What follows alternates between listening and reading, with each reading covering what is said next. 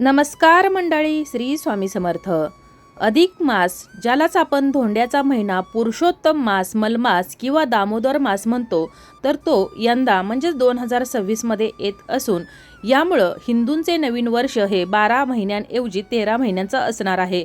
तर 2026 मध्ये या अधिक मासाची सुरुवात होत आहे 17 मे 2026 रोजी आणि या अधिक मासाची समाप्ती होत आहे 15 जून 2026 रोजी. याचा अर्थ असा आहे की 2026 मध्ये 2 ज्येष्ठ महिने असणार आहेत. एक असेल नियमित येणारा ज्येष्ठ महिना, तर दुसरा असेल अतिरिक्त ज्येष्ठ महिना. तर या पूर्वीच्या व्हिडिओमध्ये आपण या अधिक मासाविषयीची संपूर्ण माहिती जाणून घेतलेली आहे. तर आज आपण या व्हिडिओमध्ये या अधिक मासामध्ये महिलांनी कोणत्या नियमांचं पालन करणं आवश्यक आहे, त्याचबरोबर या अधिक मासात काय करावे व काय करू नये याच्याविषयीची अगदी थोडक्यात पण महत्त्वाची माहिती जाणून घेणार आहोत. तर व्हिडिओ शेवटपर्यंत पहा, जेणेकरून महत्त्वपूर्ण माहिती तुमच्यापर्यंत पोहोचेल आणि तुमच्याकडून जर कळत नकळत या अधिक मासामध्ये जर काही चुका झाल्या तर याचे परिणाम तुम्हाला आणि तुमच्या कुटुंबाला भोगावे लागतील. आणि म्हणूनच या व्हिडिओकडे चुकूनही दुर्लक्ष करू नका. तर व्हिडिओ सुरू करण्यापूर्वी तुम्ही जर चॅनलवर नवीन असाल तर चॅनलला सबस्क्राईब करा, जेणेकरून आपले असेच येणारे नवनवीन माहितीमय आणि भक्तिमय व्हिडिओ तुमच्यापर्यंत पोहोचत राहतील. तसेच व्हिडिओ पाहताना व्हिडिओला लाईक करायला देखील विसरू नका. तसेच कमेंटमध्ये ओम नमो भगवते वासुदेवाय नमः किंवा श्री स्वामी समर्थ लिहा. त्याचबरोबर अधिक मासाविषयीचे अनेक माहितीमय व्हिडिओ आपल्या चॅनलवर अपलोड झालेले आहेत, तर चॅनलला नक्की भेट द्या. तर अधिक मास हा भगवान श्रीहरी विष्णूंना समर्पित महिना असल्यामुळे या महिन्यामध्ये भगवान श्रीहरी विष्णू यांची विशेष उपासना, आराधना, सेवा केली जाते. त्याचबरोबर या अधिक महिन्यामध्ये स्त्रियांनी काही नियमांचं पालन करणं देखील आवश्यक आहे. तर या अधिक महिन्यामध्ये पहाटे उठून अंगाला सुगंधी उटणं लावून स्नान करायचं आहे. तसेच कुटुंबातील सर्व व्यक्तींच्या अंगाला देखील सुगंधी उटणं लावून त्यांना देखील स्नान करायला द्यायचं आहे. शक्य जर असेल तर नदीवर किंवा तीर्थाच्या ठिकाणी स्नान करण्यासाठी जायचं आहे. त्याचबरोबर जर शक्य असेल तर आपल्या जवळपास ज्या ठिकाणी आवळ्याचं झाड असेल तर त्या आवळ्याच्या झाडाखाली स्नान करायचं आहे. आवळ्याच्या झाडाखालील स्नानाला विशेष महत्त्व आहे. तसेच या महिन्यामध्ये एकभुक्त राहून तसेच जेवताना मौन पाळावे. तसेच अधिक महिन्यामध्ये रोज देवाजवळ सकाळी आणि संध्याकाळी दिवा प्रज्वलित करायचा आहे. हा दिवा प्रज्वलित करत असताना या दिव्याखाली एक प्लेट ठेवायची आहे, त्यामध्ये अखंड अक्षदा ठेवायच्या आहेत आणि त्या अक्षदांच्या वर तुम्हाला हा दिवा प्रज्वलित करायचा आहे. या दिव्यामध्ये देशी गाईचं तूप टाकायचं आहे, चिमूटभर हळद टाकायची आहे आणि थोडीशी पिवळी मोहरी टाकायची आहे. आणि असा हा दिवा तुम्हाला दोन्ही वेळेला म्हणजे सकाळी आणि संध्याकाळी प्रज्वलित करायचा आहे. आणि अधिक महिन्याच्या शेवटच्या दिवशी तो ब्राह्मणाला दान म्हणून द्यायचा आहे. त्याचबरोबर या अधिक मासामध्ये आपल्याला जो कोणताही एखादा पदार्थ आवडत असेल, एखादी भाजी आवडत असेल किंवा एखादी वस्तू खूप आवडत असेल तर त्या वस्तूचा किंवा त्या भाजीचा, पदार्थाचा त्याग करायचा आहे. या महिन्यामध्ये दानाला विशेष महत्त्व आहे आणि हिंदू धर्मामध्ये मुलगी आणि जावयाला लक्ष्मी नारायणाचा जोडा मानतात. आणि म्हणूनच या अधिक मासामध्ये जावयाला तुपात तळलेले 33च्या पटीत अनारसे देण्याची प्रथा आहे. मग तुम्ही अनारसे देऊ शकता, बत्तासे देऊ शकता किंवा म्हैसूर पाक, कोणताही पदार्थ देताना तो जाळीदार असावा आणि तो एका चांदीच्या किंवा तांब्याच्या ताटामध्ये ठेवून त्याचबरोबर चांदीचा किंवा तांब्याचा जो दिवा असतो तर तो दिवा प्रज्वलित करायचा आहे आणि त्यानंतर तो जावयाला भेट म्हणून द्यायचा आहे. तसेच मुलीला देखील चांदीची जोडवी आई भेट म्हणून देत असते आणि मुलगी देखील या अधिक मासामध्ये आपल्या आईची ओटी भरते आणि या ओटीमध्ये आईला साडी किंवा एखादी चांदीची वस्तू भेट म्हणून देत असते. मग त्यामध्ये चांदीचं निरंजन असेल, जोडवी असतील किंवा चांदीची भेटवस्तू देणं शक्य होत नसेल तर एखादी छानशी साडी देखील मुलगी आईला भेट म्हणून देऊ शकते. त्याचबरोबर आईनं देखील आपल्या मुलीला अशाच प्रकारची भेट म्हणून द्यायचं आहे. जसं आपल्याला शक्य होईल तर त्याप्रमाणे आईनं वडिलांनी आपल्या जावयाचा आणि लेकीचा मानपान करायचा आहे आणि लेकीनं देखील आपल्या आईला त्याचप्रमाणे भेट द्यायची आहे. त्याचबरोबर आईची ओटी भरताना आईला शक्यतो 16 शृंगार देखील भेट म्हणून द्यायचे आहेत. आणि आईची ओटी भरणं जर शक्य होत नसेल तर मग तुम्ही तुमच्या माहेरकडची जी कोणतीही स्त्री असेल, सुवासिनी स्त्री असेल, म्हणजेच तुमची काकी असेल, वहिनी असेल, तुमची आत्या असेल किंवा इतर कोणतीही स्त्री असेल तर तिची ओटी भरायची आहे. आणि जर तुम्हाला तुमची आई नसेल किंवा इतर कोणाचीही ओटी भरणं जर शक्य होत नसेल तर तुमच्या जवळपास ज्या ठिकाणी माता लक्ष्मीचं मंदिर असेल तर त्या ठिकाणी जाऊन माता लक्ष्मीच्या मंदिरामध्ये तुम्ही लक्ष्मीची ओटी भरू शकता. कारण लक्ष्मी ही ही देखील सवाष्ण स्त्री आहे आणि त्यामुळे तुम्ही तिथं जाऊन तिची ओटी भरायची आहे।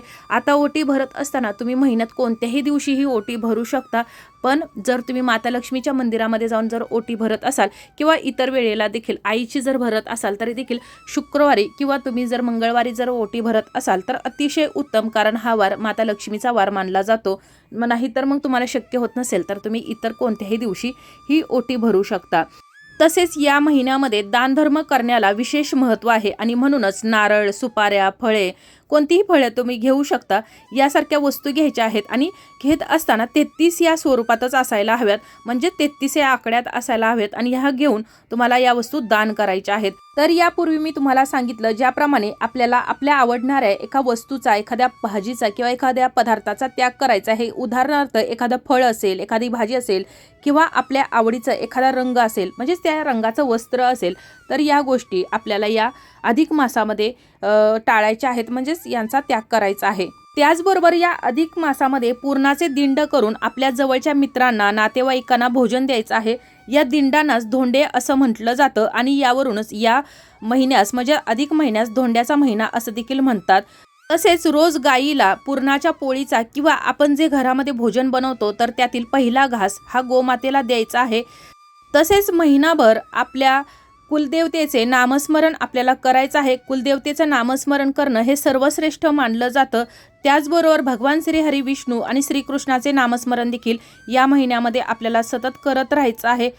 तसेच अधिक महिन्याची पोथी शुद्ध सात्विक मनाने दररोज एक अध्याय याप्रमाणे महिनाभर वाचून शेवटी उद्यापनाच्या वेळी ब्राह्मणाला दान द्यायचे आहे। पोथी वाचन न जमल्यास निदान श्रवण तरी करायचे आहे। त्यामुळे भगवान पुरुषोत्तम श्री नारायण प्रसन्न होतात आणि आपल्या भक्तांच्या सर्व इच्छा मनोकामना पूर्ण करतात आणि आपल्या कुटुंबावरील ते सर्व संकट विघ्न देखील दूर करतात। आणि म्हणूनच या अधिक मासामध्ये अधिक महिन्याच्या पोथीचे वाचन किंवा श्रवण अवश्य करायचं आहे। त्याचबरोबर अधिक मासात केलेल्या पूजेचे, तीर्थयात्रेचे फळ हे अनेक पटीनं मिळतं आणि स्त्रियांना अखंड सौभाग्याचा व पुत्रपौत्रांचा लाभ होतो। आणि म्हणूनच जर शक्य असेल तर आपल्या जवळपास असणाऱ्या कोणत्याही तीर्थक्षेत्री अवश्य जायचं आहे। तसेच या अधिक मासामध्ये उपवासाला, व्रताला विशेष महत्त्व आहे। जर शक्य असेल तर दिवसातून एक वेळ जेवायचा आहे आणि एक वेळ उपवास करायचा आहे आणि शक्य असेल तर पूर्ण दिवस तुम्ही निर्जला व्रत देखील करू शकता। ज्याप्रमाणे शक्य होईल तर त्याप्रमाणे या अधिक मासामध्ये आपल्याला व्रत करायचं आहे, उपवास करायचा आहे। आपल्या तब्येतीची काळजी घेऊन आपल्याला कोणताही त्रास होणार नाही अशा पद्धतीनं। त्याचबरोबर महिनाभर तांबूल दान दिल्यास स्त्रियांना अखंड सौभाग्याची प्राप्ती होते। त्याचबरोबर महिनाभर अखंड दीप प्रज्वलित केल्यास लक्ष्मी प्राप्ती होते आणि महिन्यातून निदान एक दिवस तरी गंगा स्नान केल्यावर सर्व पापापासून मुक्ती मिळते। त्याचबरोबर महिनाभर जेवताना मौन पाळल्यास सर्व पापांचे निरसन होते। अधिक मासात नित्य कर्मे करावीत। तसेच चुकीची किंवा वाईट कोणतीही कामं या अधिक मासामध्ये करायची नाहीत। ज्याप्रमाणे आपण चांगले काम करून पुण्य मिळवतो त्याचप्रमाणे जर आपण पाप केलं तर त्या पापामध्ये भरच पडत जाणार आहे। कारण अधिक मासामध्ये आपण जे काम करतो तर त्यामध्ये अधिक पटीनं वाढ होत जाते। त्यामुळे तुम्ही जर चांगलं काम करत असाल तर त्यामध्ये वाढ होणार आहे। जर तुम्ही चुकीचं काम करत असाल, पाप करत असाल तर त्या पापामध्ये देखील भर पडणार आहे। त्यामुळे कोणतीही आपल्याकडून चुकीची गोष्ट घडणार नाही याची विशेष काळजी घ्यायची आहे।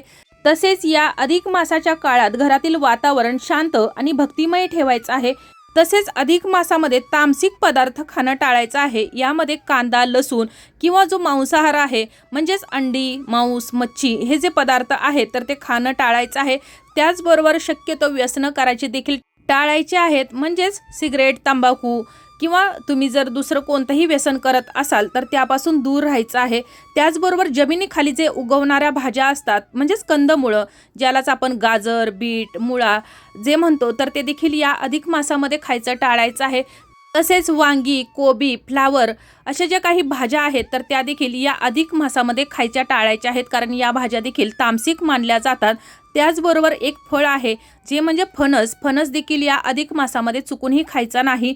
फणसापासून बनवलेला कोणताही भाजी असेल किंवा पदार्थ असेल तर तो देखील या अधिक मासामध्ये खायचा टाळायचा आहे। तुळशीजवळ गाईच्या तुपाचा दिवा दररोज तिन्ही सांजेच्या वेळेला प्रज्वलित करायचा आहे आणि या वेळेला ओम नमो भगवते वासुदेवाय नमः या मंत्राचा जप करायचा आहे आणि तुळशीभोवती 11 प्रदक्षिणा घालायच्या आहेत। भगवान श्री हरी विष्णूंना तुळस अत्यंत प्रिय आहे आणि असं केल्यानं घरामध्ये सुख, शांती, समृद्धी टिकून राहते आणि घराची भरभराट देखील होते।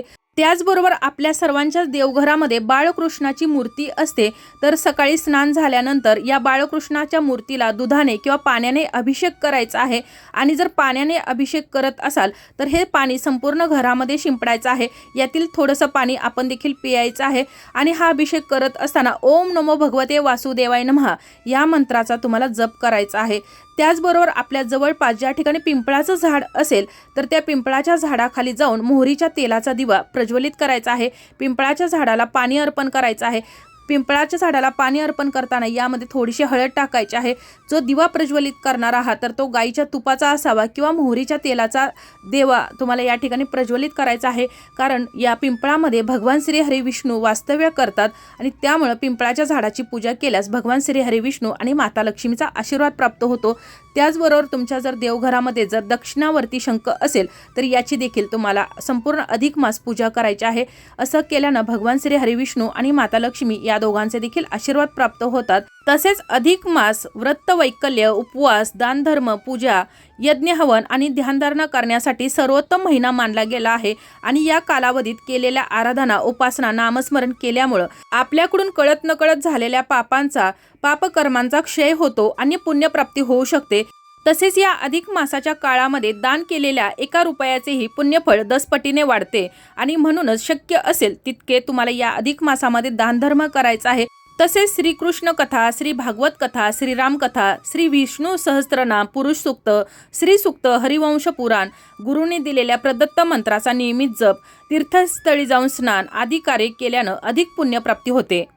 त्याचबरोबर अधिक मासामध्ये दीपदान, वस्त्रदान तसेच भागवत कथा ग्रंथाचे दान अधिक महिन्यात केल्यानं अधिक पुण्य फलदायी मानलं जातं आणि असं केल्यानं धनधान्य, वैभव वृद्धिंगत होते। त्याचबरोबर भगवान श्री हरी विष्णू आणि माता लक्ष्मीची कृपा सदैव अशा कुटुंबावर राहते आणि म्हणूनच अधिक मासामध्ये स्त्रियांनी आता मी जे काही नियम सांगितलेले आहेत, अधिक मासामध्ये कोणकोणत्या गोष्टी करायच्या आहेत तर या गोष्टी करायच्या आहेत।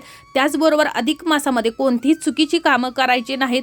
तर अशा प्रकारे अधिक मासामध्ये काय करावे, काय करू नये, स्त्रियांनी कोणत्या नियमांचं पालन करायचं आहे, जेणेकरून आपल्यावर, आपल्या कुटुंबावर भगवान श्री हरी विष्णू आणि माता लक्ष्मीचा सदैव आशीर्वाद राहील, आपल्या कुटुंबाची भरभराट होईल आणि आपल्या सर्व इच्छा मनोकामना पूर्ण होतील, याच्याविषयीची अगदी थोडक्यात पण महत्त्वाची माहिती जाणून घेतलेली आहे। सर्व महिनाभर तुम्हाला ओम नमो भगवते वासुदेवाय नमः तसेच आपली जी कुलदेवता आहे तर त्याचं नामस्मरण करायचं आहे।